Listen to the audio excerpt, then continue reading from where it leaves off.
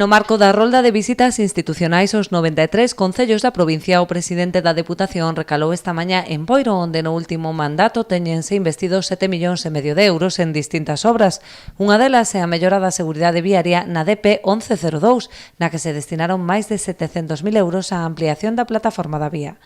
Como a DP 1102 está en marcha unha ampliación, unha mellora da seguridade viaria que afecta a 1,7 kilómetros, que supón a ampliación da plataforma, da propia vía, evidentemente supón a mellora do seu pavimento e, consecuentemente, a mellora da seguridade viaria. Valentín González Formoso destacou outros ambiciosos proxectos que se están a desenvolver no municipio, como o coworking que aglutinará diferentes iniciativas empresariais do sector pesqueiro. Por lo que nos din, dentro do Concello xa está en licitación a gestión dese espazo e vai a permitir, despois do espazo de coworking de Oleiros vinculado ao sector do urbanismo sustentable, vinculado ao paisaxismo, vinculado ao deseño e comercialización de mobiliario urbán e que está absolutamente acolmatado xa de usuarios.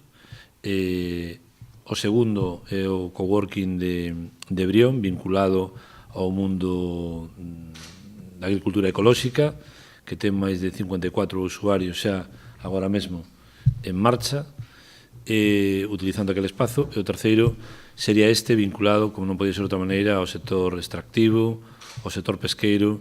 Ademais de visitar as obras xa cometidas ou en fase de execución, o presidente tivo ocasión de coñecer algunhas demandas do Concello en materia de infraestructuras. A este respecto, comprometeuse a estudar o proxecto de dotación de beirarrúas nun treito da estrada entre Cespón e Quinteiro.